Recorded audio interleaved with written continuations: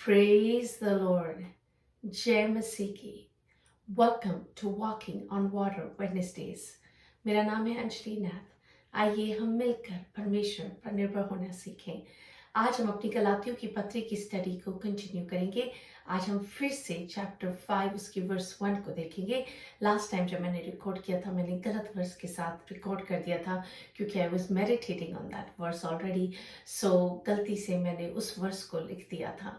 But since this is the word of God and we need to honor what God's word says, so इसलिए please bear with me and हम दोबारा से इसी पद की study करेंगे। अब तक हमने चैप्टर 1 to चैप्टर 4 में देखा कैसे पौलुस गलातियों की चर्च को एड्रेस करते हुए कहते हैं कि हम व्यवस्था के कामों पर मन न लगाएं, पर यीशु मसीह ने जो काम पूरा कर दिया है क्रूस पर, उस रिप्रेजेंटेटिव उस मेमने पर अपने विश्वास को लाएं। और जब हम अपने विश्वास को लाएंगे तो हम व्यवस्था को अपने आप से परमेश्वर के कामों को अपने जीवन में पूरा कर पाएंगे। और व्यवस्था टेम्पररीली दी गई थी जब तक यीशु मसीह आप ना आ जाएं। और हम धर्मी व्यवस्था के या कामों के द्वारा नहीं ठहरते, पर यीशु मसीह पर विश्वास लाने के द्वारा ठहरते हैं। और खतना पार्टी उनको बौखला रही थी, उन्हें कंफ्यूज कर रही थी और उन्हें कह रही थी कि धर्मी बनने के लिए बहुत ज़रूरी है कि आप व्यवस्था के कामों को पूरा करें। वो स्टार्ट ऑफ कोर्स खतना कराने से कर रहे थे क्योंकि वो उनके लिए बहुत ही इम्पोर्टेंट रिचुअल था। बट आई एम श्योर वो स्लोली बाकी सारे रिचुअल्स को भी उनके जीवन में और उनकी रिदम ऑफ क्रिश्चियनिटी में इंक्लूड करना मांग रहे थे। अब तक हमने देखा कैसे गलातियों की पत्री 3 भाग में बटी है। Chapter 1 and 2 talks about the personal life of Paul. पौलुस के व्यक्तिगत जीवन के विषय, उनकी जर्नी इन फेथ के विषय बातचीत करती है। वो चैप्टर 3 and 4 में डॉक्ट्रिन के विषय बात करते हैं, सिद्धांत के विषय, कैसे हम विश्वास के द्वारा धर्मी ठहराए गए हैं। अब हम चलते हैं चैप्टर 5 and 6 में और अब वो समझाएंगे कैसे वास्तव में इस जीवन में कैसे हम मसीह यीशु को के साथ स्वतंत्रता में इस जीवन को प्रैक्टिकली बिता सकते हैं। तो आइए हम वर्स को देखते हैं। Chapter 5 verse 1। मसीह ने स्वतंत्रता के लिए हमें स्वतंत्र किया है, अतः इसी में स्थिर रहो और दासत्व के जुए में फिर से ना जितो। For freedom Christ has set us free. Stand firm, therefore, and do not submit again to the yoke of slavery. कैसे हमने चैप्टर 4 में पौलुस ने कंटिन्यूसली हमें समझाया कैसे हम स्लेव्स नहीं हैं, कैसे अब हम परमेश्वर के पुत्र एंड पुत्री हैं, कैसे परमेश्वर ने हमें अपने किंगडम में इंक्लूड कर लिया है। और वो चैप्टर 5 को हेड स्टार्ट करते हुए कहते हैं स्वतंत्रता के लिए हम स्वतंत्र किए गए हैं। किसके द्वारा? मसीह यीशु के द्वारा। अतः इसी में हमें स्थिर रहने की जरूरत है और वापस दासत्व में के जुए में जाने की अब हमें कोई जरूरत नहीं। बेथ मोर इस वर्स के विषय, इस वर्स को एड्रेस करते हुए कहती हैं I gave my life for more than this. जैसे यीशु मसीह हमसे कह रहे हैं I gave my life for more than this. I set you free so that you could actually be free, not so you could live your whole life in varying forms of bondages. Hindi में पढ़ूंगी। इससे ज्यादा के लिए मैंने अपनी जान दे दी। यीशु मसीह हमें कहते हैं मैंने तुम्हें आजाद किया ताकि तुम वास्तव में आजाद हो सको, इसलिए नहीं कि तुम अपना पूरा जीवन विभिन्न प्रकार के बंधनों में जी सको। आइए आज हम चैप्टर 5 उसकी वर्स 1 को ही देखते हैं और कैसे हम मसीह में कैसे हम मसीह में स्वतंत्र हैं और अब हमें दासत्व में रहने की ज़रूरत नहीं, कैसे हम अब स्पिरिचुअल फ्रीडम पा चुके हैं, आत्मिक स्वतंत्रता। पौलुस यहाँ हमें एक चीज समझाने की कोशिश कर रहे हैं कि अब जब हम पाप से फ्री हो चुके हैं, स्वतंत्र हो चुके हैं, अब अगर हम जानबूझकर पाप करते हैं तो हम जानबूझकर उसी स्लेवरी या गुलामी में वापस लौटना चाहते हैं जिससे यीशु मसीह ऑलरेडी हमें स्वतंत्र कर चुके हैं। सो पौलुस कह रहे हैं कि यीशु मसीह में हम स्वतंत्र हैं तो हम क्यों लीगलिस्टिकली परमेश्वर को खुश करने की कोशिश करें। फॉर एग्जाम्पल, हम क्यों खतना कराएं। इस चीज को वो इतनी बखूबी एक्सप्लेन कर रहे हैं कि अब हम फ्री हैं। आप उस समय के लोगों को समझने की कोशिश करें जिन्होंने कितने ही सालों से इन रिचुअल्स को फॉलो किया है और अब उन्हें ये एक्सेप्ट करना कि यीशु मसीह में सब कुछ पूरा हो गया है और पौलुस को इस चीज को उन्हें एक्सेप्ट कराना कितना ही चैलेंजिंग होगा। आइए हम कुछ वर्सेस देखते हैं जो हमें नए नियम में मिलती हैं, जहां हम क्लियरली इस चीज को देख पाते हैं कि हम पापों से स्वतंत्र हैं।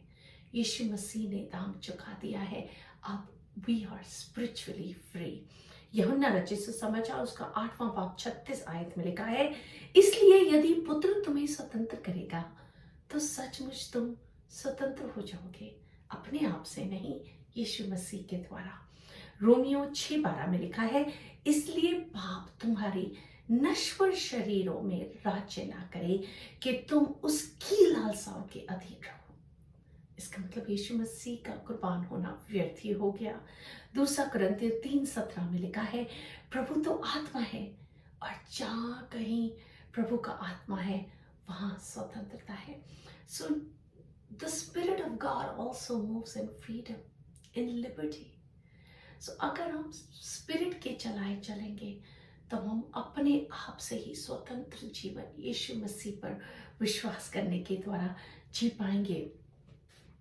जो कुछ भी हमारे को रोकता है, हमें उलझाता है, जो पाप हमारे जीवन में है, जो हमें दास बना के रखना मांगते हैं, हमें बहुत ज़रूरी है कि हम होली स्पिरिट से पूछें कि प्रभु ऐसी कौन सी चीज़ें हैं जो मुझे स्पिरिचुअल फ्रीडम में नहीं चलने देती, ऐसे कौन सी चीज़ें हैं जो मुझे अपने जीवन में करने की ज़रूरत है जिसके द्वारा मैं स्पिरिचुअली फ्री जीवन बिता सकूं, जहां मैं आपकी पवित्र आत्मा को क्लियरली सुन सकूं, समझ सकूं, आपके मार्ग पर चल सकूं।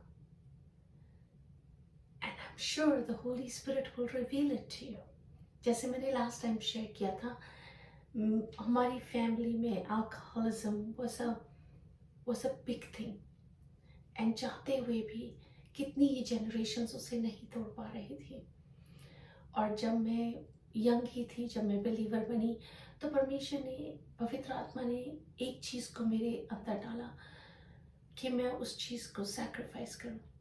And you know, from there I came to North America.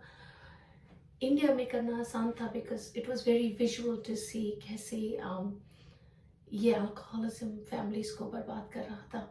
पर यहाँ आके you know how it's a social aspect to have a glass of wine, and not saying कि वो सही है या गलत है।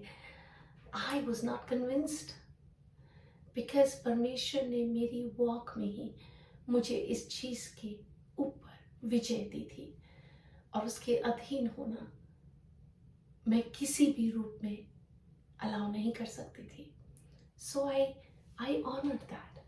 सो यू नो, इन लाइफ हमें देखना होता है, समझना होता है कि कौन सी चीज़ें हैं जो हमें पुल डाउन कर सकती हैं, ऐसे कौन से पाप हैं जो हमें पुल डाउन कर सकते हैं। और हमें यीशु मसीह की ओर नज़र रखते हुए पवित्र आत्मा की मदद के द्वारा हमें हमारे बैटल्स को कॉन्स्टेंटली लड़ने की ज़रूरत है। तो आइए इस आने वाले हफ्ते में होने दे पवित्र आत्मा आपको भी उन्हीं चीज़ों, उन्हीं पापों को एक्नॉलेज कराए और आपको वो सामर्थ्य दे कि आप उन चीज़ों पर विजय पा सकें, क्योंकि हमारी लड़ाई मांस और लहू से नहीं है, पर उन आत्मिक फोर्सेस से है जो हमें कॉन्स्टेंटली पुल डाउन करने की कोशिश करती है और वापस दासत्व में ले जाने की कोशिश करती है। पर यीशु मसीह ने हमें फ्रीडम दिया है, स्वतंत्रता दी है, और जैसे जैसे हम अपने आप को उन चीज़ों से काटते और छाटते जाएंगे, वैसे वैसे ही हम उखाबों की मानंद उड़ने पाएंगे। आइए हम प्रार्थना करते हैं। पिता, मैं यीशु के नाम से आपके समीप आती हूँ, आपका धन्यवाद करती हूँ। इस दिन इस समय में आपका धन्यवाद करती हूँ।